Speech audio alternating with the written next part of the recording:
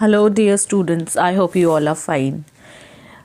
Today we are going to discuss the chapter Human Resources, Class 8th, Chapter number 7, SST. I have already uploaded 1.5 page of this chapter last year, but after that I didn't get that much of time to cover the chapters of SST. But now there is one student, she is continuously asking me for the explanation of this chapter, so that is why I'm picking this.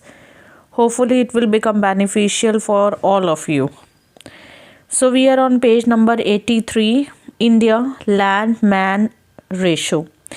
कहते हैं India जो है वो 7th largest country है world में geographically, मतलब size में. Geographically होता है साइज़ के हिसाब से 7th लार्जेस्ट कंट्री है, और पॉपुलेशन के हिसाब से है 2nd लार्जेस्ट कंट्री.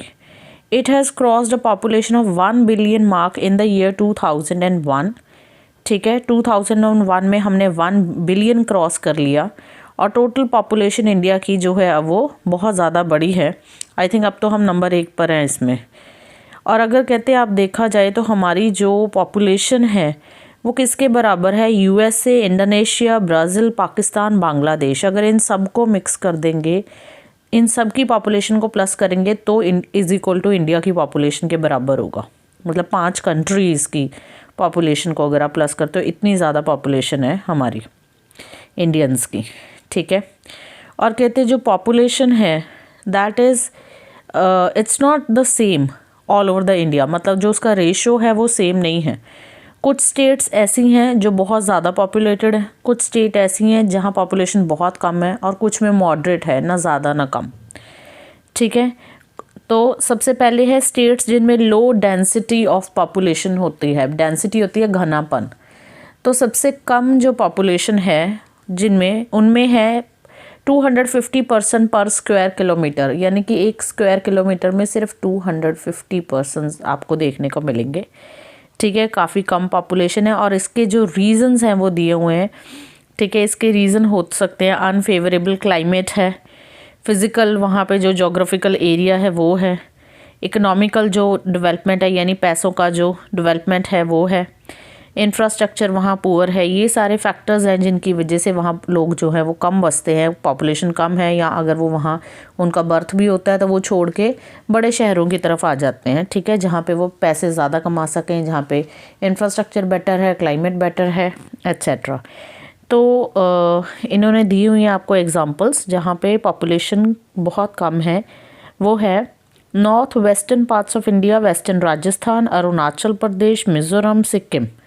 ठीक है, यहाँ पे पॉपुलेशन जो है वो काफ़ी ज़्यादा कम है. फिर हम आ जाते हैं मॉडरेट. मॉडरेट मीन ना ज़्यादा ना कम. पॉपुलेशन ना बहुत ज़्यादा है ना ही बहुत कम है. 251 से लेके 500 पर्सन्स पर स्क्वायर किलोमीटर में आपको मिलेंगे. मतलब ये एक ऑन एन एवरेज जो इन्होंने ये बताई हुई है. ठीक है, और ऐसी जो रीजन्स हैं ये जो है मॉडरेटली पॉपुलेटेड हैं, और इनमें क्या है, ओडिशा है, गुजरात है, कर्नाटका है, त्रिपुरा है. अब इनमें मॉडरेट पॉपुलेशन होने के भी रीजंस हैं. तो इनमें सबसे पहला रीज़न है अनड्यूलेटिंग टोपोग्राफी. टोपोग्राफी होता है जो लैंड का सरफेस होता है, उसमें हिल्स भी आ जाते हैं, माउंटेन्स आ जाती हैं, लेक्स आ जाती हैं, इवन रोड्स आ जाती हैं. ठीक है, मतलब ज़मीन किस तरह की है वो उसको हम टोपोग्राफी बोलते हैं. अनड्यूलेटिंग होता है एक जैसी ना होना, यानी ऊपर नीचे है टोपोग्राफी, एक जैसी धरती नहीं है, और वहाँ पे फर्टाइल सॉइल नहीं है, और वहाँ वाटर जो है इरिगेशन के लिए कम है, तो वहाँ पे मॉडरेट पॉपुलेशन है.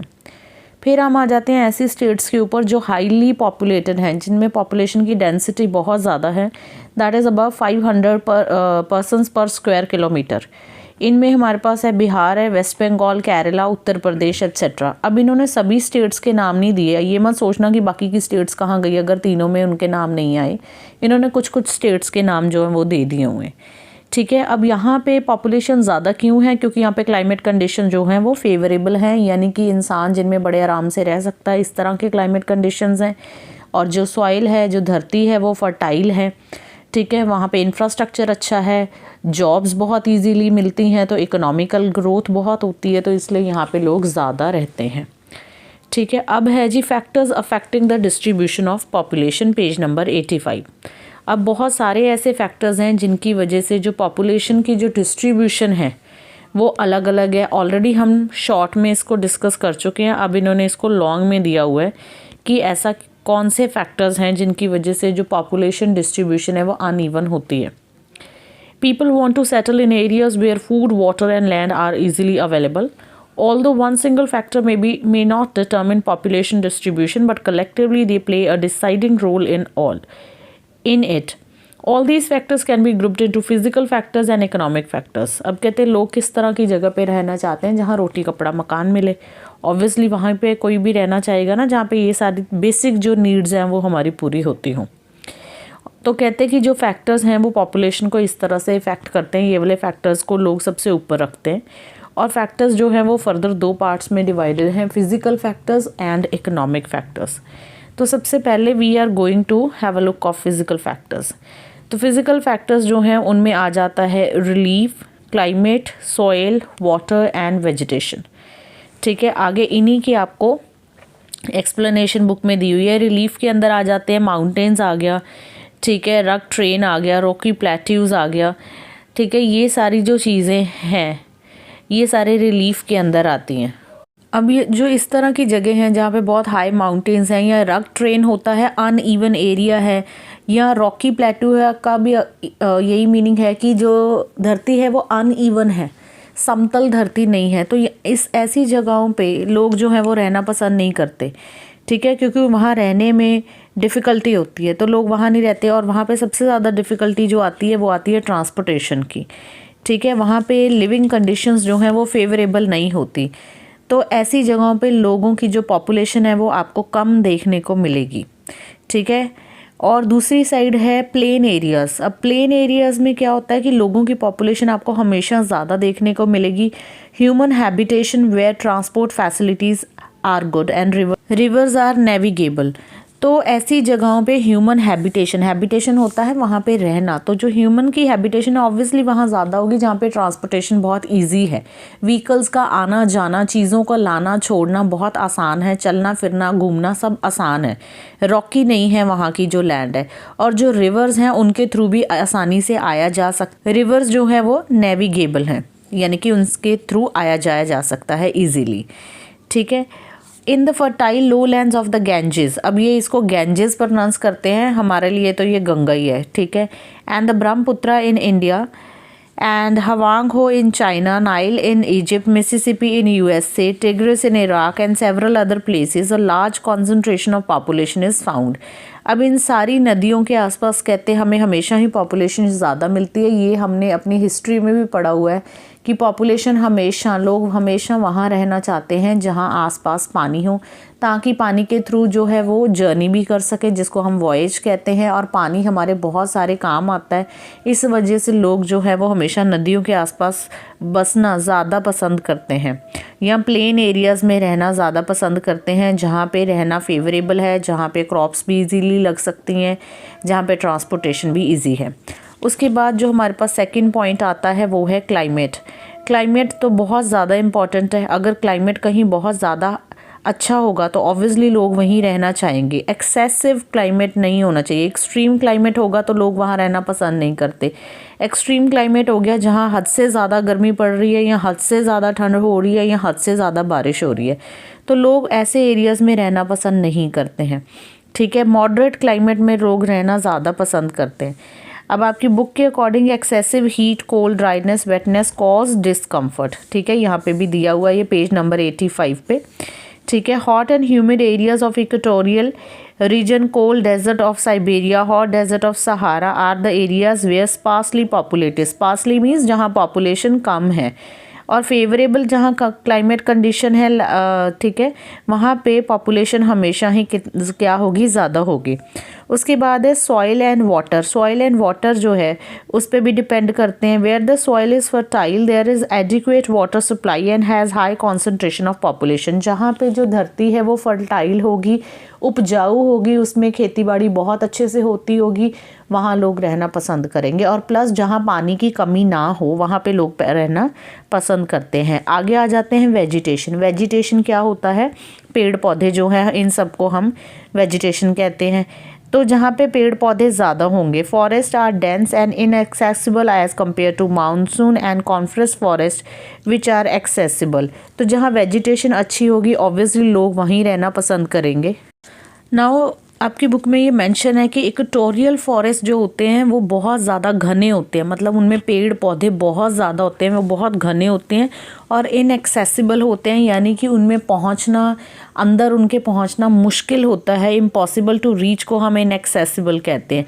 और अगर हम दूसरी साइड देखें तो मॉनसून फॉरेस्ट या फिर कॉनिफरस फॉरेस्ट जो कि एवरग्रीन फॉरेस्ट होते हैं ये एक्सेसिबल होते हैं, तो ऑब्वियसली लोग इनके आसपास ज़्यादा रहना पसंद करते हैं। ठीक है, उसके बाद हम आ जाते हैं इकोनॉमिक फैक्टर्स के ऊपर। इकोनॉमिक फैक्टर्स क्या क्या हैं जिनको देख के लोग जो हैं किसी जगह को चूज़ करते हैं रहने के लिए। तो इकोनॉमिक फैक्टर्स में सबसे पहले है minerals. Mineral deposit play a dominant role in population distribution. The presence of coal and iron ore in different parts of the world has attracted huge population in these areas because these are key minerals required for iron steel industry। कहते जहाँ पे भी कोयला ज़्यादा होगा या iron और ज़्यादा जिस पार्ट में मिलेंगे तो वहाँ पे लोग ज़्यादा रहते हैं क्योंकि वहाँ फैक्ट्रीज ज़्यादा होती हैं और ऑब्वियसली वहाँ काम भी ज़्यादा होगा।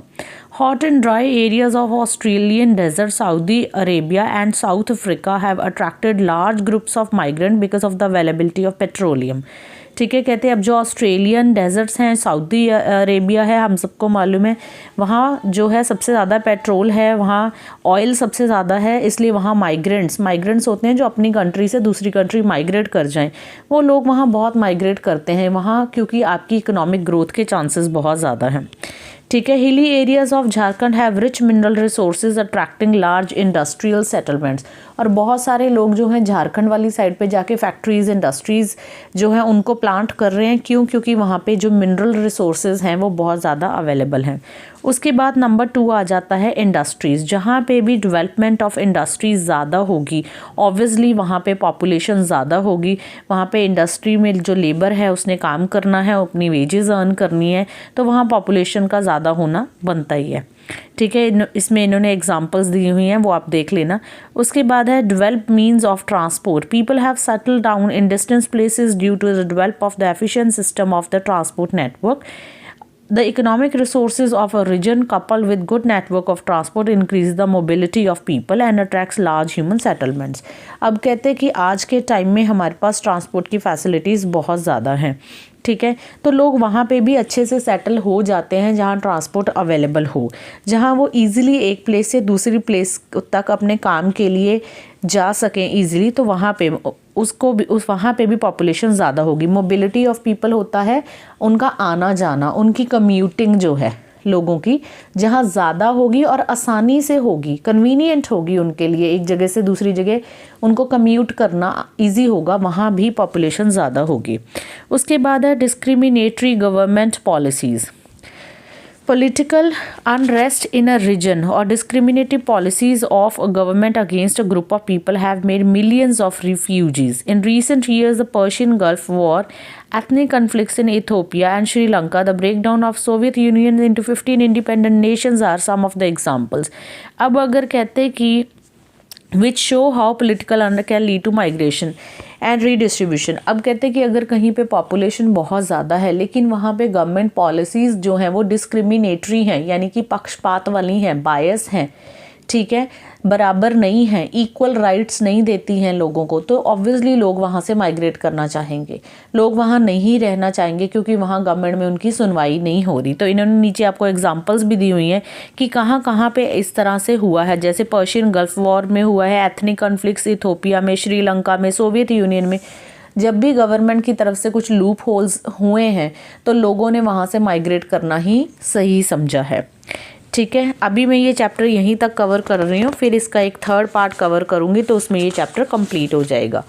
ठीक है, मुझे कमेंट सेक्शन में बताना आपको कैसा लगा। Till then take care, bye bye, and please do not forget to like, share and subscribe. Thank you.